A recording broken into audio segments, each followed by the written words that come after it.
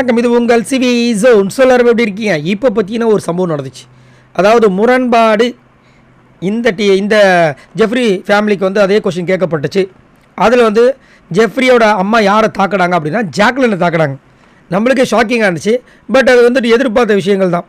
ஏன் அப்படின்னு பார்த்தீங்கன்னா ஜாக்லின் தான் வந்துட்டு ஒரு இடத்துல வந்து ரயனம் சொல்லியிருப்பார். பட் ஜாக்லின் சொன்னாங்க என்னென்னா, அவன் வந்து ஒரு டீமில் இருந்து இன்னொரு டீமுக்கு போயிட்டே இருக்கான், எங்கள் டீமில் இருந்தால் கடைசியில் எங்களுக்கே வந்து ஆப்படிக்கிற மாதிரி பண்ணிட்டான் அப்படின்ற மாதிரி ஒரு சில விஷயங்கள்லாம் சொல்லியிருப்பாங்க. அதான் உண்மை, நடந்தது அதான். ஆனால் அங்கே வந்துட்டு ஜாக்லினோட அம்மா ஜெஃப்ரியோட அம்மா என்ன சொன்னாங்கன்னா, ஜாக்லின் நீங்கள் இந்த மாதிரி சொன்னீங்களாம்மா, என் பையன் வந்துட்டு ஒரு டீமுக்கு தாவி போகிறான்னு. பட் விஜய் சேதுபதி என்ன சொன்னார், ஒரு டீம்லேயே விளையாடாத, தலையாக விளையாடினா தான் நீ நல்லா பண்ணுவ, அந்த கேமை சூப்பராக இருக்கும் அப்படின்னு சொன்னாரா இல்லையா? ஆனால் நீங்கள் என்ன சொன்னீங்க, அவன் தனியாக போயிட்டான் அப்படின்றீங்க. சரி, எனக்கு ஒரு டவுட்டுமா, சத்யா கிட்டே அன்ஷிதா கிட்டே ஃப்ரம் டே ஒன்லேருந்து அவன் பழகிட்டு இருக்கான், நல்லாவும் போயிட்டுருக்கு, உனக்கு தெரியும். ஏன்னா அவங்க எதுவுமே இவனை தப்பாக நினைக்கிறதில்ல, இவனும் அவங்கள தப்பாக நினைக்கிறதில்ல. ஆனால் உங்கள் டீமில் ஏதோ ஒன்று அவன் மனசுக்குள்ளே தப்பாக தோணியிருக்கு, அதனால் அவன் ஒதுங்கிட்டு வந்துட்டுருக்கான். ஸோ அதனால தான் அவன் வந்துட்டு அந்த மாதிரி ஒதுங்கியிருக்கான். ஆனால் நீங்களும் வந்துட்டு கொஞ்சம் பொறுமையாக இல்லாமல், நம்ம டீம்லேருந்து போன பையன் தானே அப்படின்னு யோசிக்காமல் நீங்களும் கொஞ்சம் வார்த்தை விட்டது கொஞ்சம் எனக்கு ஹர்ட் ஆகிடுச்சுட்டாங்க, டப்புன்னு அடிச்சிட்டாங்க.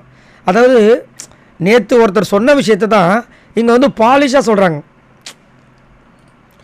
அதாவது ரயானோட சிஸ்டர் சொன்ன விஷயத்த இங்கே பாலிஷாக சொன்ன மாதிரி இருந்துச்சு, ஆனால் சிரிச்ச முகத்தோடு சொல்லிட்டாங்க. அந்த வே ஆஃப் அப்ரோச் பயங்கரமாக இருந்துச்சு ஜெஃப்ரி அம்மா கிட்ட. ஏன்னா நீங்கள் உங்ககிட்ட ஏதோ ஒரு தப்பு இருக்குது, அதனால அவன் ஒதுங்கி போயிருக்கான், நம்ம டீமில் இந்த பையன் தானே, அவன் தானே வெளியே போய் பேசுகிறான் அப்படின்னு நீங்களும் பெருந்தன்மையாக விடாமல் நீங்களும் அப்படி பேசுறதுக்கு தேவையில்லை. அதேமாதிரி உங்ககிட்ட ஏதோ ஒரு குறை இருக்குது, அதனால அவன் ஒதுங்கி போயிருக்கான். ஏன்னா சத்யா கிட்டேயோ அன்ஷிதா கிட்டேயோ ரொம்ப நாளாக பேசி தானே இருக்கான், அங்கே எந்த பிரச்சனையும் வரலையே அப்படின்னு டப்புன்னு சொன்னது ஜாக்லினுக்கு செம்ம ஷாக்காக இருந்தது. பட் என்னை கேட்டிங்கன்னா, ஜாக்லின் வந்து இந்த டீமை பொறுத்த வரைக்கும், கோவா கேங்கை பொறுத்த வரைக்கும் ஒரு ட்ரூ பிளேயர்.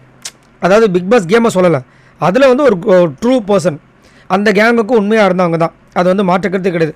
ரயான் கொஞ்சம், மற்றபடி ரெண்டு பேருமே ஃபஸ்ட்டு, சௌந்தர்யாவும் சரி ஜெஃப்ரியும் சரி, அந்த கோவா கேங்கை பொறுத்த வரைக்கும். ஏன்னா அந்த கோவா கேங் ஒரு 2 வாரம் இருந்துச்சு, நம்ம எல்லாருமே டார்ச்சர் பண்ணிச்சு, இல்லைன்னு சொல்ல. ஆனால் அந்த கேங்குக்கு இப்போ வரைக்கும் உண்மையாக இருக்காங்க இல்லையா? அதாவது அப்போ வந்து இனிச்சது, வெளியே வந்தோடனே கசக்குது, யாராவது கோவா கேங்கை பற்றி சொன்னவொடனே டக்குன்னு அந்த கேங்கை விட்டுட்டு போனதெல்லாம் கொஞ்சம் ஓவராக இருந்துச்சு. ஏன்னா அவர் அந்த மாதிரி சொல்லலை, கேங்கை நீங்கள் ஃபார்ம் பண்ணிக்கிங்க, ஆனால் விளையாட்டில் வந்து அதை காமிக்காதீங்க தான் சொல்லியிருந்தார். உடனே பிரிஞ்சு போனது இல்லாமல் அவங்கள குறை சொன்னது இன்னும் அசிங்கமாக இருந்துச்சு.